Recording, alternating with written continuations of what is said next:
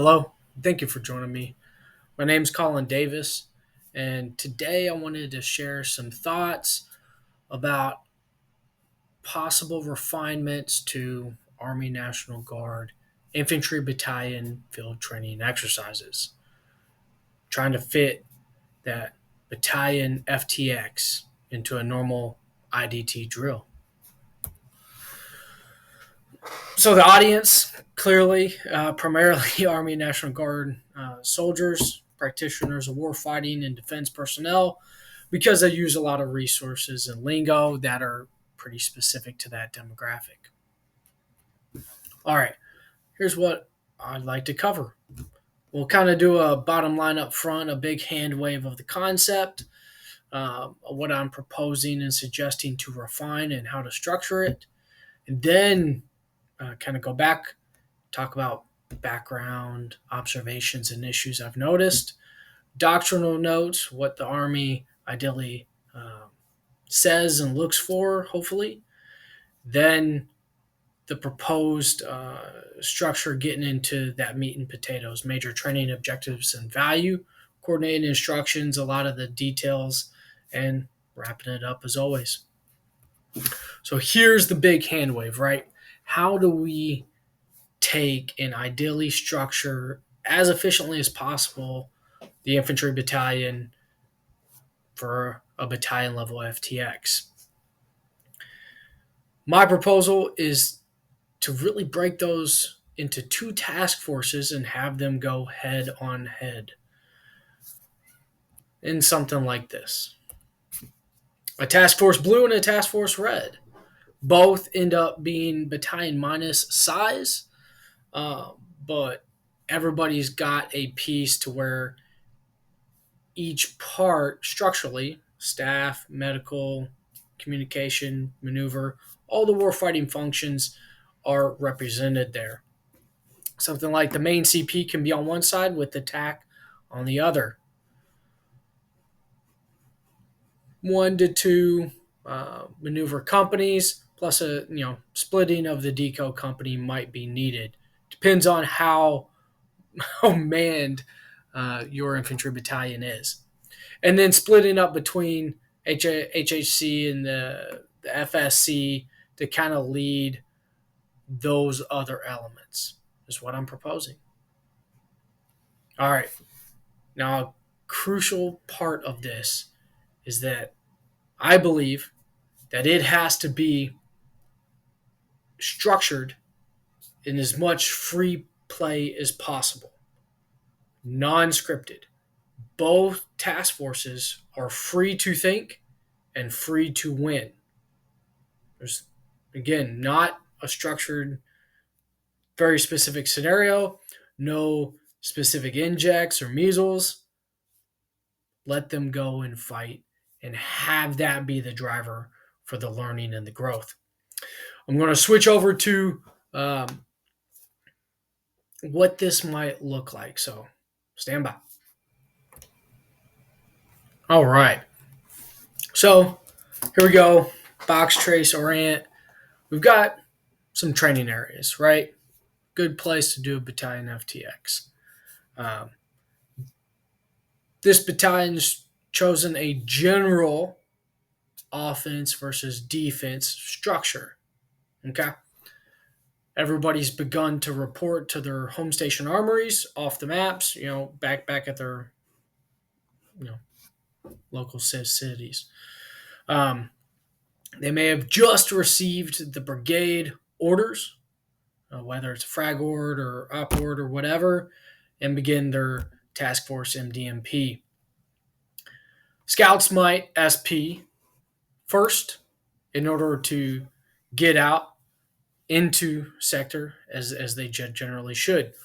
It might follow a structure where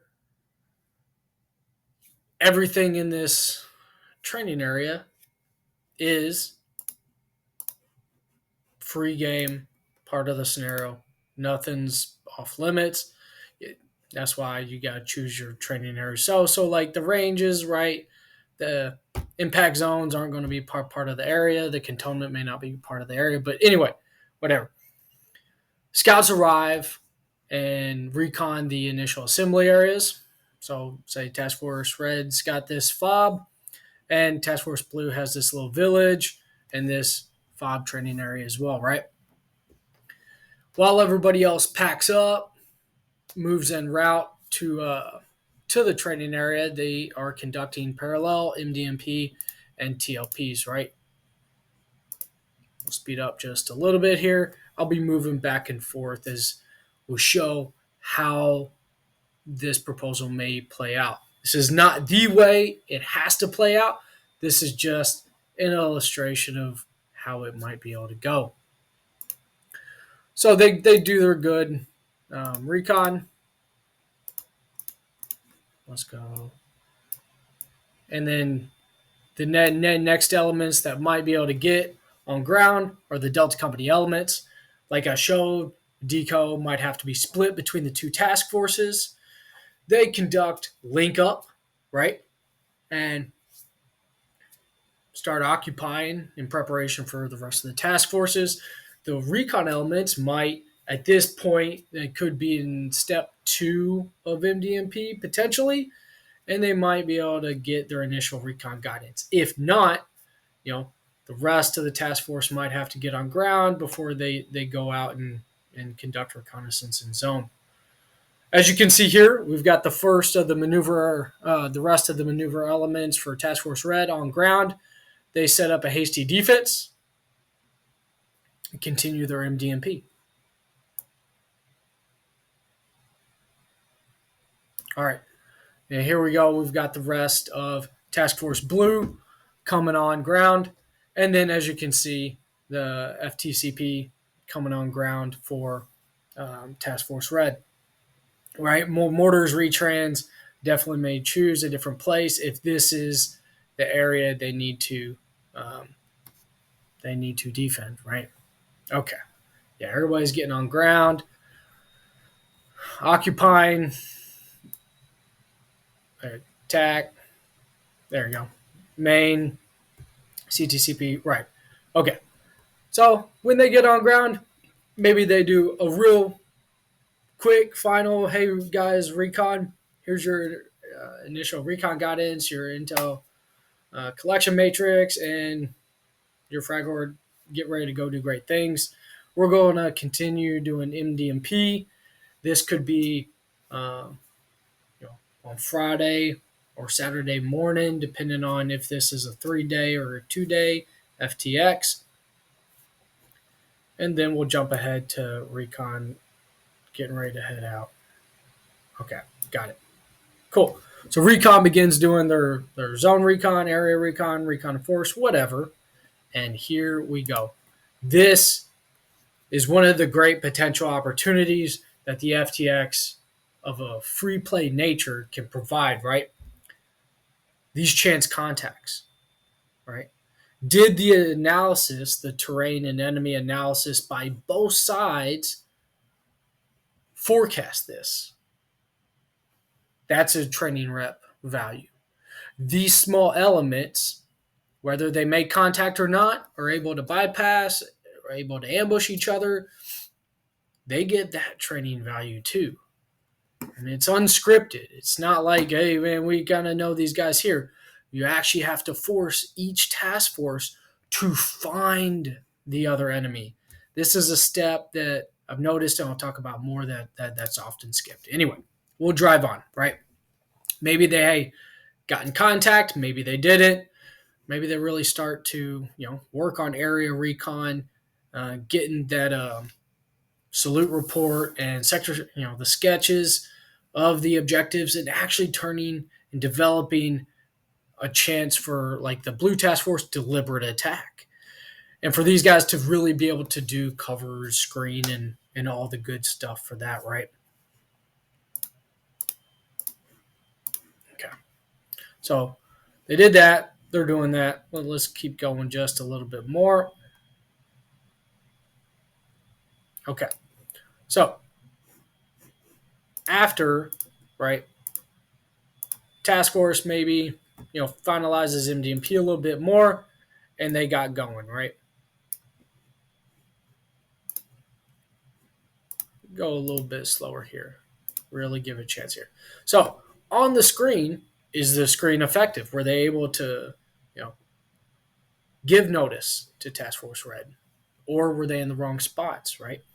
Did these guys break contact out of contact, or did they take contact and have to go back and regenerate? So on and so forth. Right? For this example, these guys broke contact before receiving direct fire contact, but this scout section was able to ambush the decoy elements, and they were not able to be part of Alpha Company's axis of attack up here. B. Coley links up with these scout elements and prepares to do, a good deliberate attack on Task Force Red. This is not the perfect formation order of movement. I'm not an expert at this tool. This is just for illustration purposes, okay, right? These guys are not chilling out behind. This is not tactically sound. This is just me trying to show a way this could play out, right? All right, cool. So anyway, they get ready. They do the attack, right? Maybe mortar section has to bound up further so they are in range. Okay. Now, other great opportunities, right? Like if these guys let Bravo Company bypass, then they can come back and continue to do zone recon in their deep, right? And create chaos. They could theoretically make that mortar section react to contact, displace, and so on and so forth. Same for the main, the Battalion A Station, the CTCP.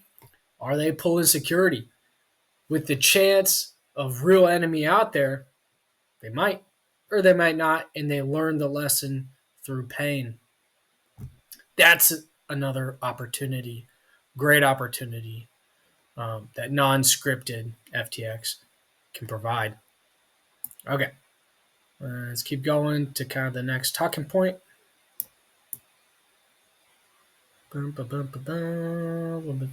Okay, cool. Little chance here where, like, as the fight goes, actually being able to have a battalion reserve and employing that in a counterattack or whatever is another opportunity that many scripted events don't get to exercise, right? Right. And then talking about casualties, right? So, for example, I would say and have these guys, you need to at least go back to the task force aid stations to be able to regenerate and be reconstituted. So, like the Battalion aid station or the CCP, right? So these guys, for illustration purposes, move back to a pickup zone and do an air movement to the Battalion aid station. FLAs came up and picked up these casualties from 1st Platoon Bravo Company and are doing ground movement to the Battalion aid station for regeneration. Same thing for vehicles, actually having to come up, do vehicle recovery, self-recover, or getting towed.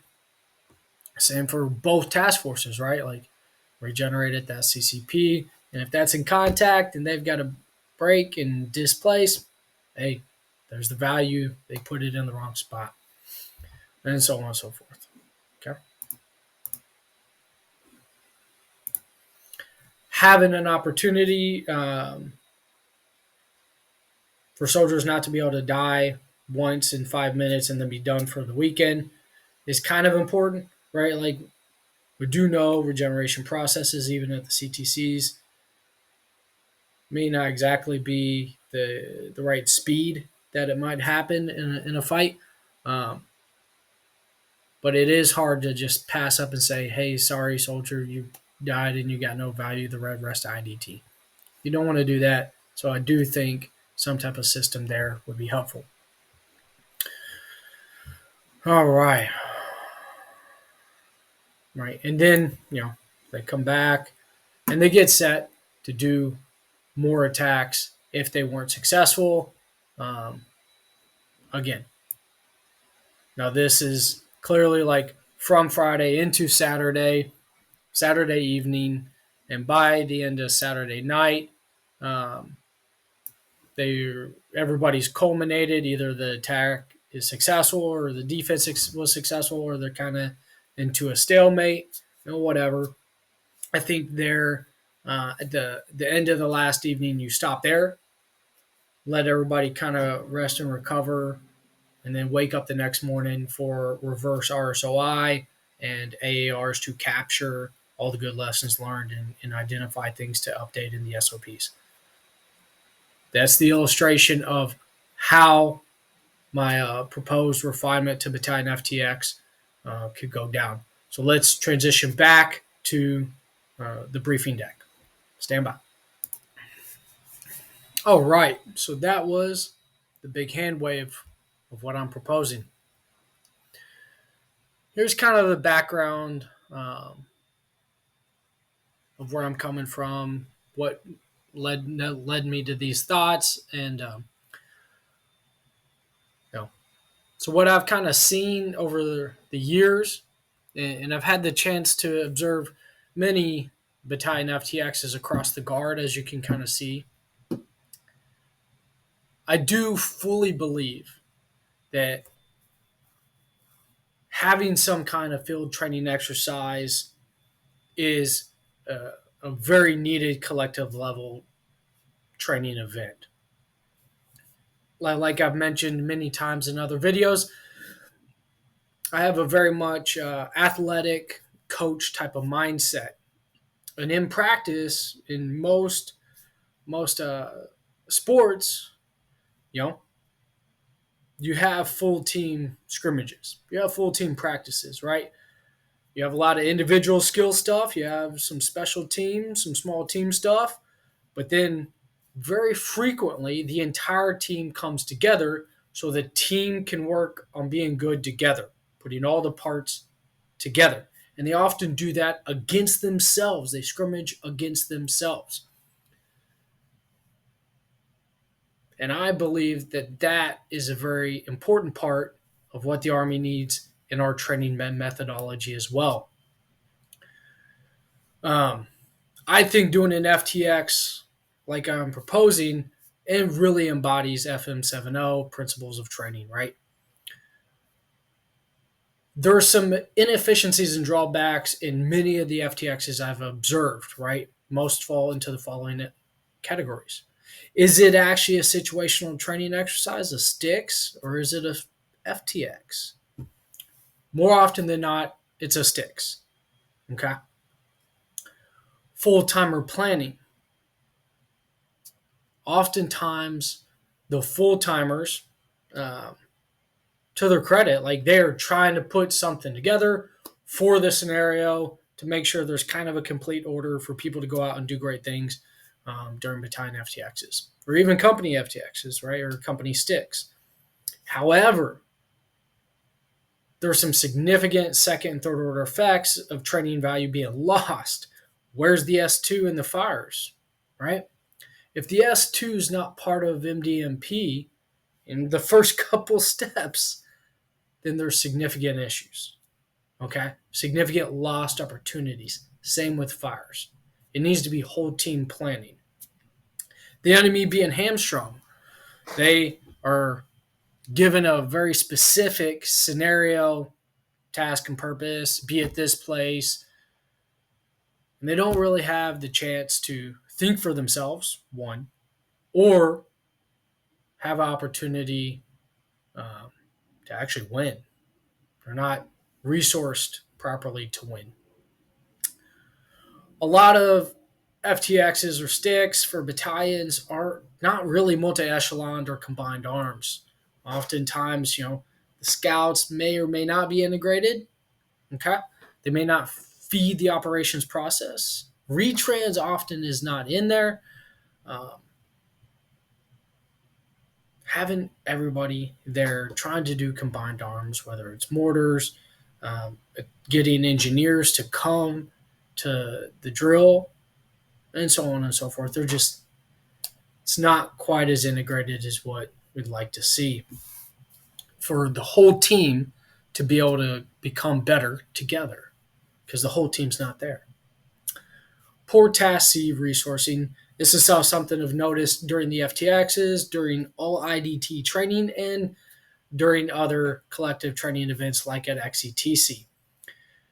They don't properly forecast and request the right equipment or enough equipment in order to have or replicate all the combat power you need to have in combined arms warfare. And then lastly, personal observation. Are the leaders watching their subordinates, or are they leading and doing their roles and responsibilities for the fight? Now, there's probably a balance because you're doing a little bit of both, right? You're the senior trainer for your soldiers. But oftentimes, at every echelon, you kind of get into a mindset where, it's the battalion staffs, it's the sub companies training, or it's the platoons training. So the company commander or the battalion commander and so on, like, they may just walk behind and observe. They may not run and lead the operations process or MDMP or TLPs or the command post, and right, so on and so forth, and actually do their role of bouncing back and forth, of observing, seeing how the subordinates are doing in the fight, and then doing their roles in the fight. Moving on to doctrinal notes, rechecking when we're looking at how to run a training event. I like to go back to what's the baseline best practices the Army recommends for us to do in order to be as lethal and competent as possible. There's a bunch of different places that kind of talk and have driven me toward this, right? So, Training Curricular 320, Integrated Weapons Training Strategy, ITWITS, spells out the new 6-table format that the entire Army is going to use, basically the gunnery structure for everything now, even collective level teams, as you can see here. This might help. Laser pointer. Cool. So, oftentimes everybody's focused on table 6, the live fire proficiency gate. So battalion, battalion CALFAX or company CALFAX. Depending on what year you have in SRM or rearm, those levels differ. However, I still think many units in the Army are still needing to learn that table 4 is the collective task proficiency event. That is directed to be in FTX. Not a CPX, not a STIX, not a StaffX, an FTX. That's what should certify MET proficiency. This is certifying that you can do it safely and everybody's kind of comfortable with each other on STZs, that you don't shoot each other, right? So it's 2 gates. It's not 1 gate. It's 2 gates. For going further into Training Curricular 32011, Training to Proficiency Maneuver Company and Troop, Chapter 3 talks about STIX. And in the definition of STIX, it's talking about being designated training lanes. This kind of goes back to my observation that many FTXs are actually just STIX. It's lane training. It's not an FTX, and you'll see here why in a moment. Designated training lanes, where the team can have practice, team practice, right? It's focused on the team becoming better. Here's the key difference, talking about FTXs. Various stimulus and dilemmas presented by a free acting opposing force. That's the key. You're moving from practicing as a team for the team to be okay and good to the team being able to do that well against a free thinking, free acting opposing force, right? This does kind of follow the good crawl, walk, run methodology, but as opposed to within the training lane, which you can follow as well, it's the exercise structure that's crawl, walk, run. With this needing to be against a free acting opposing force.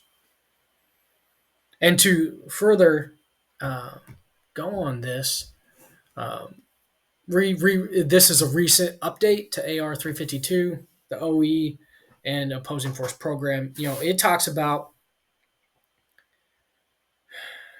really needing to strive for what they're calling a concept of a level playing field for equal chance of both sides, op 4 or blue 4, to achieve victory. That's specifically what is needed for the best training events. They'll be structured for maximum free play. That's the emphasis, including an opportunity for the op 4 to win the fight. Okay.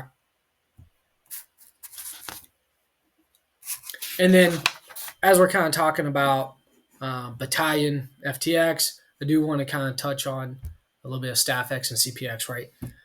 Staff X, really, you're talking about the tasks of command and control, planning, coordination, integration, synchronization, and the control functions, right? You're practicing that. Then in the CPX, supporting communications, command and control, and procedures, as opposed to like the individual tasks, to kind of putting all the tasks together as a team, then moving into the FTX where the op 4 is free to think, free to achieve victory, maximum free play. Okay. This is what's kind of um, you know illuminated me to believing that even at the FTX, at an IDT, not just at the XCTC, the way the brigade FTXs are going, and the CTCs, right? We need that box free thinking op 4. I think that can be best achieved for best value by breaking up the battalion into two task forces and having that free play amongst ourselves. Don't ask somebody else to do it. Don't scenario script it. Don't just give it to one company. Give a full battalion task force to each side. That levels the playing field. That provides the training opportunities for everybody to develop as a full team. And let's talk about that a little bit more. So, major concepts and training objectives, right? Build the whole team cohesion and familiarity. This will kind of be spelled out and make more sense as we keep going. We're going to facilitate growth through human versus human learning, right? Both sides receive value, especially one level up training, right? If the battalion commander decides to go with attack, who's leading the fight at the battalion main? The XO? The S3? Yeah. Yeah, they get to go one level up or so and lead the task force. That's also going to build our resiliency during potentially tougher fights in the future, where casualties are pretty significant potentially, right? Planning and execution repetitions. Because we split the battalion into two task forces, splitting all the staff warfighting functions, uh, and then enabler units, assistants, like assistant S3, assistant S4, extra fires NCOs, S2 specialists and NCOs, they get planning reps. Not just like level up, assuming the role, but like them just contributing a little bit to some inputs and outputs. No, they get to do the full repetition of that role through experiential learning. That's great growth opportunity, in my mind. Now, granted, this will be more rapid, right? Planning and execution repetitions, as it probably should be. Uh, More fragward sized mission orders.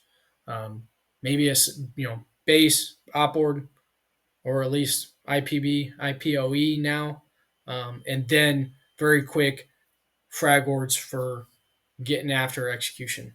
Um, but there should be multiple opportunities and repetitions as the battlefield changes and updates. Scouts provide intel, S2 re-updates the running estimates, drives S3's COA uh, development, and you guys do the fight. Because it's human versus human, there's experience, there's opportunity to experience both pain and payoffs.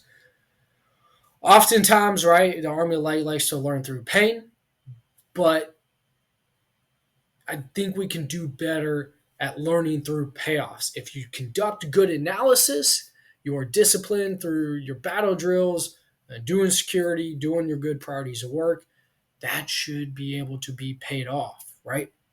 If the fisters do their good work and destroy the enemy, right, through echelon fires, then the ground maneuver elements should only walk over like dead people and a couple leftovers, maybe people who want to surrender.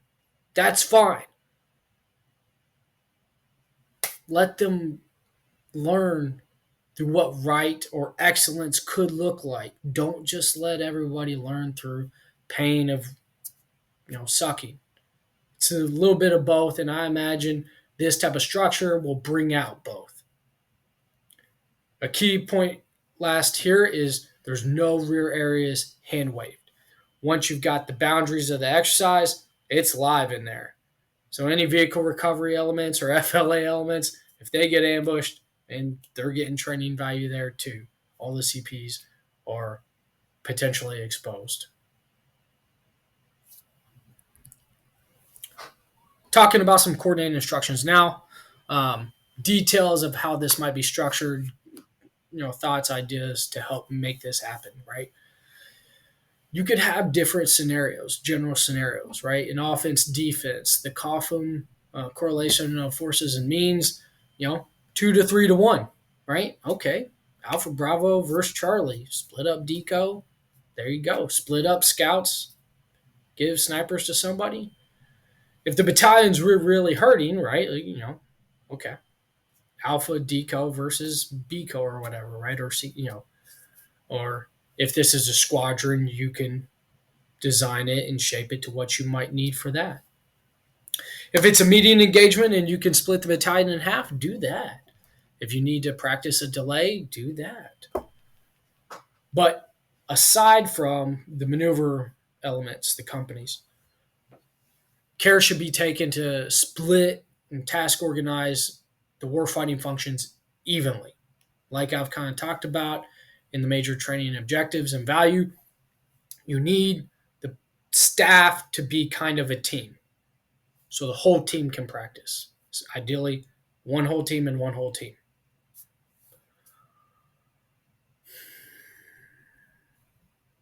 A caveat here. Task organization, depending on your battalion's manning levels, might need to be playing both sides.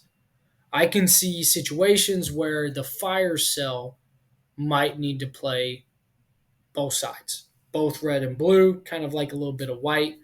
Maybe the mortar platoon has to play both sides and they process call for fire missions on both sides. That will need some consideration. Train management. All right. As you kind of saw on the satellite image, you can create some general LDs, create a box area where everything's live, but the objectives do need some ambiguity. You don't give the specific 8-10 digit grid for red forces, the red task forces defense to the blue fort.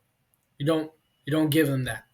Force the staff to conduct good mission analysis, send the reconnaissance elements to confirm or deny that, and drive the operations process. Make them do the things, right? Just do the things. Now, how big, right? Like, I'm wondering 5 by 7 to 10 could be good, maybe a little bit bigger. A little bit harder is tough. If you keep it at least 10 kilometers deep, that might force those task force mortar firing positions to have to displace in order, do some analysis and choose good locations in order to be able to range the other. Otherwise, there might be some safe space for CPs to be able to have some survivability outside of max engagement distances. Timeline. A way. This is not the way, okay? But I can kind of see how a 3-day FTX might be able to be executed following some type of structure like this, right? The task force receives the higher mission order in order to begin planning, right, at the end of the prior IDT. Again, full timers, don't do it for them. Don't allow them to, right? Coming in on Friday, report to home station, they deploy to train areas. Soon as they get there, maybe they actually do have to stop at cantonment and do RSOI to get the miles, do a leader's rule brief, issue X-row cards, so on and so forth. Note, there's no pause for planning. Okay? It goes. Once the elements cross the LD, they're within the AO and it's live. So if one task force is super ambitious and the other task force doesn't want to get into the AO, maybe the offensive task force just goes ahead and takes the entire AO. That would be some interesting learning pain to have to fight your way into that AO, whatever. Anyway, initiate recon as soon as possible so they can develop the most probable COAs, right? There might be night skirmishes. Maybe there's no real significant attack if it's offense defense on Friday evening, but they're finishing their MDMP. They're doing all the good plan, prepare steps, and they set that attack at dawn. Give it something like almost 24 hours to shape the conditions. Okay, they do their attacks. They do counterattacks. Maybe they spend some of Saturday regenerating, and then by afternoon and evening they're doing final additional attacks. To be determined, is there any operational pause after the first set of attacks for a hot wash? Maybe, right? I mean, even at warfighters and CTCs, they do a mid-row pause. But then you've got your final evening attacks. You could cease fire again, like I was saying, at 2300, bed everybody down. On Sunday, do reverse RSOI and final AAR. Capture SOP updates, redeploy to armories, do your good priorities of work, and get set. Additional details, extra own casualties. So I think, especially for an IDT battalion internal, a simple front one page front back extra card should be just fine, right? You can copy and paste it, right? For medical casualties, all right,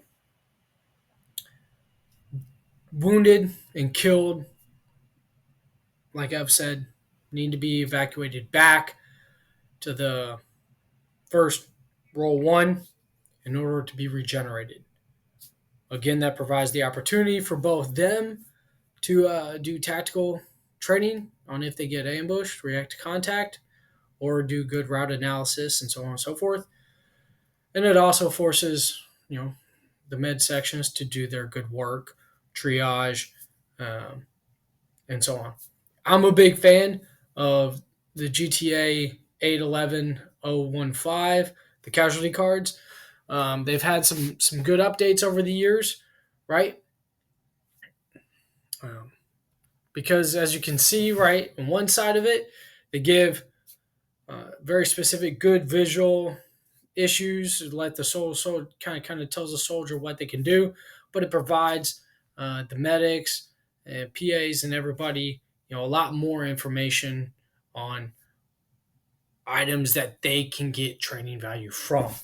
I also do think, even though we use miles a lot, it's hard with the mile system to really replicate the historical 4 wounded to 1 KA ratio that is kind of the average for conflict.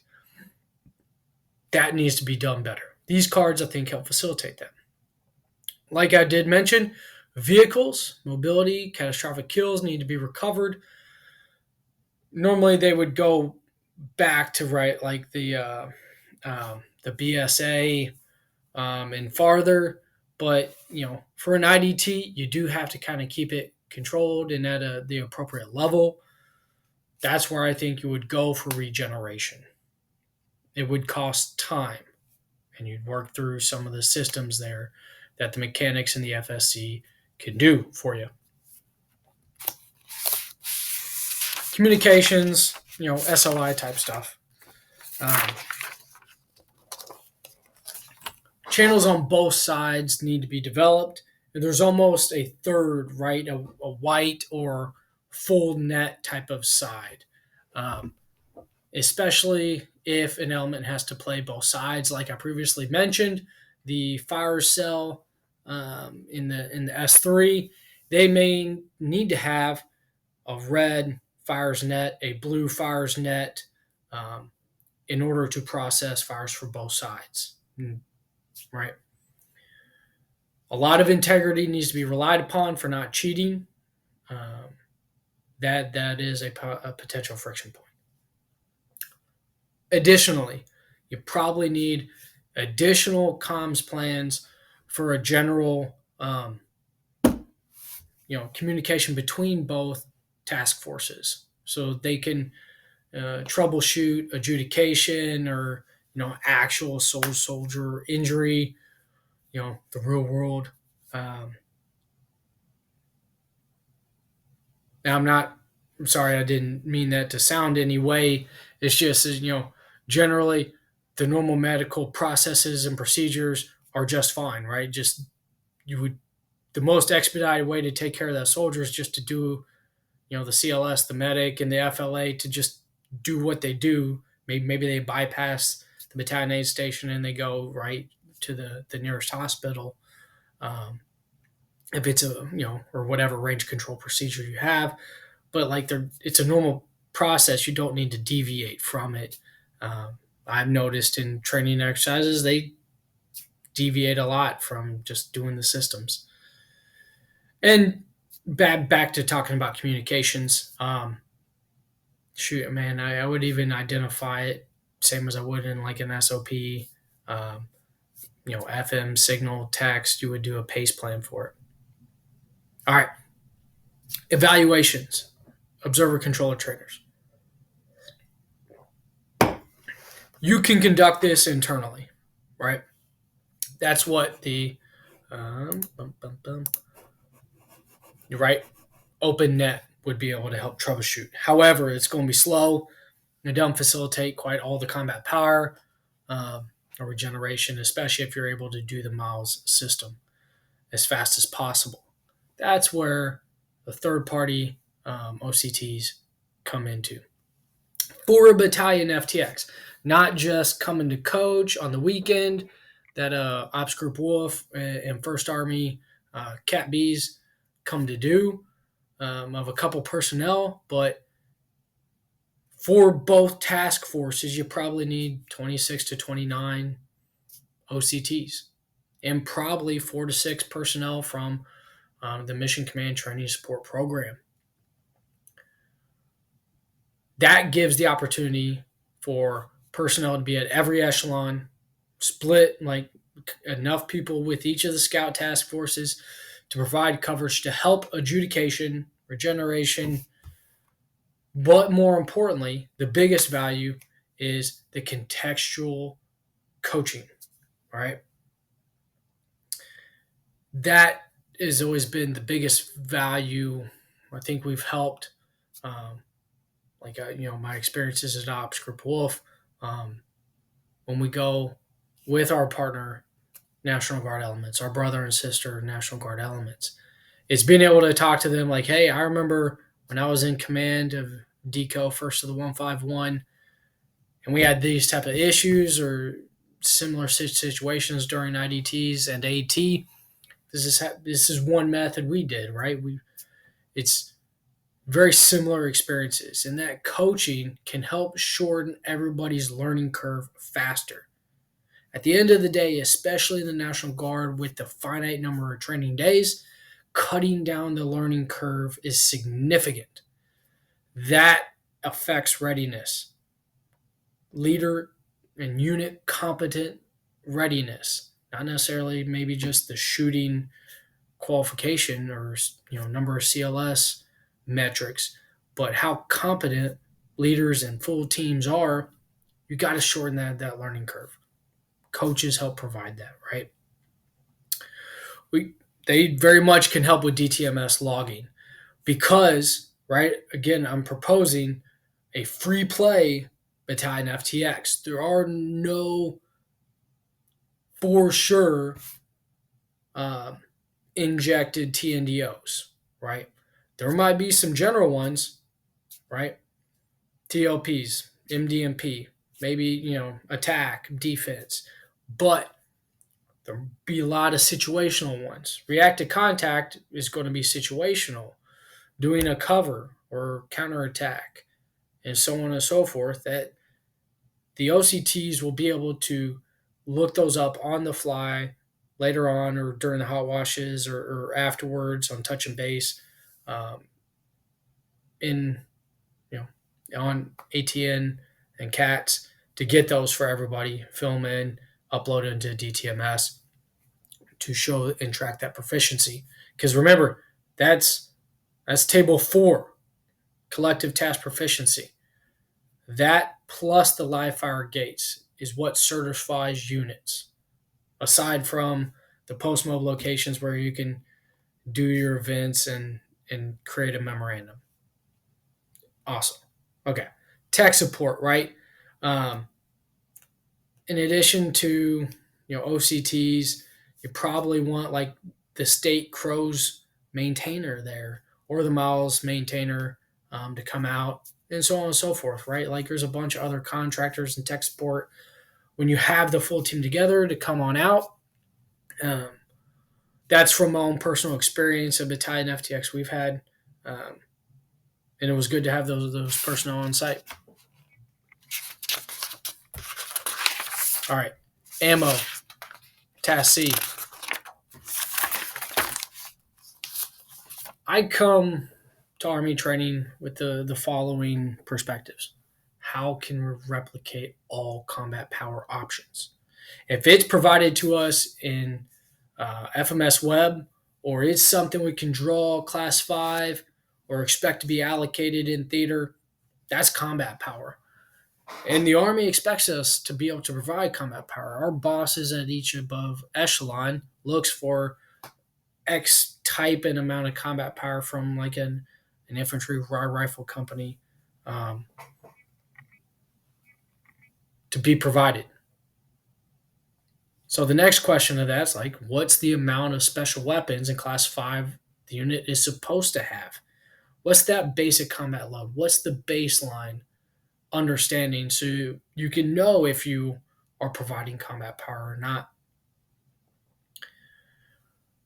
Finding out the number, resourcing what you can with blanks or Task C, right, is just a couple parts, right? Another part is anything that's not resourced should probably be replicated with inert weight because transporting, moving, carrying that combat power sucks.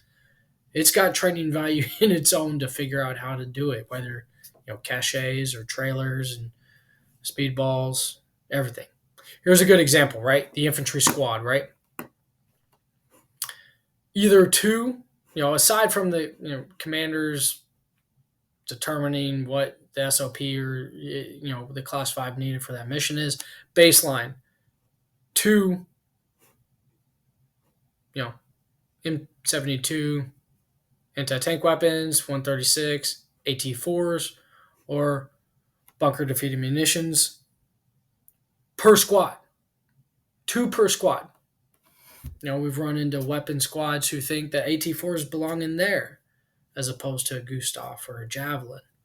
AT4s as a baseline, basic combat load, belong in the squad. Man, that's a lot of AT4s a company is supposed to have.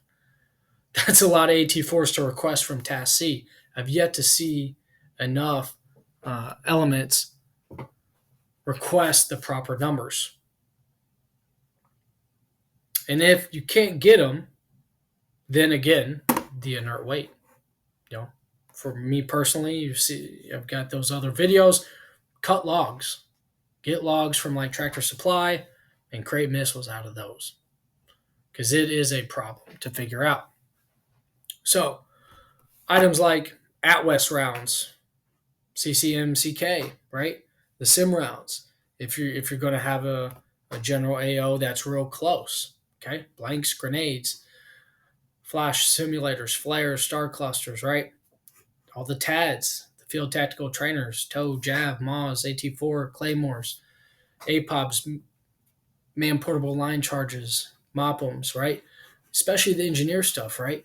Mines, right? All the things the defense might need, right? Class 4. How are you like this should proactively be fleshed out and identified like it's almost like you got everything the battalion should have.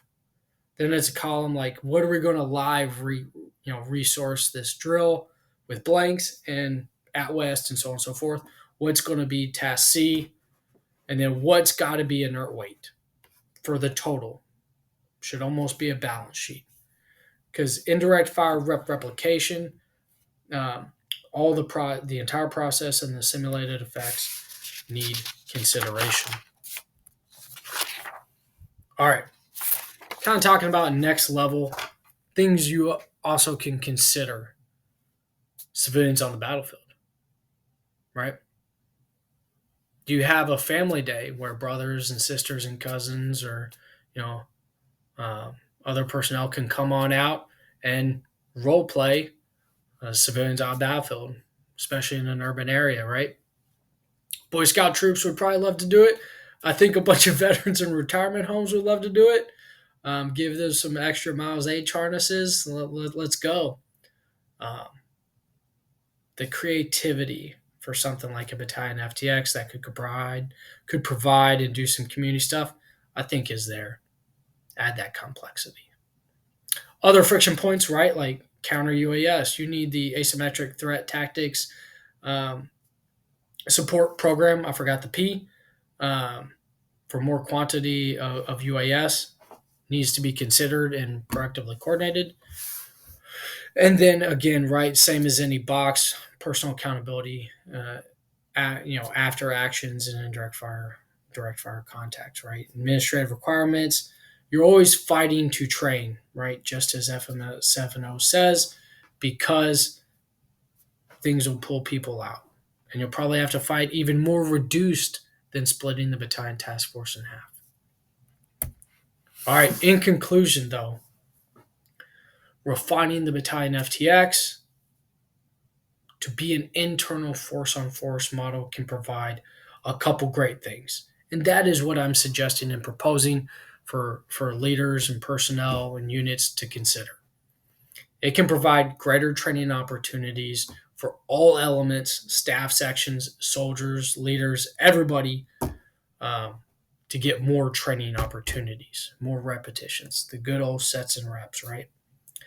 It also would provide a harder threat environment through both sides being free to think and free to win.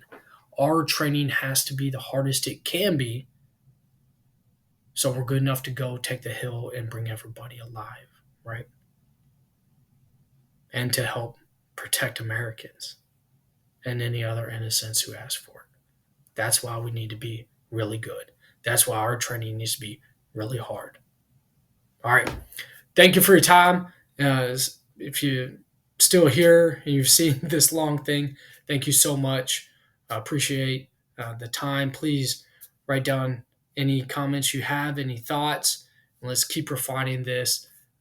Share your experiences of good, bad examples, and let's keep it going. Thank you. All right. Here's some other options for you to check out, and have a good day.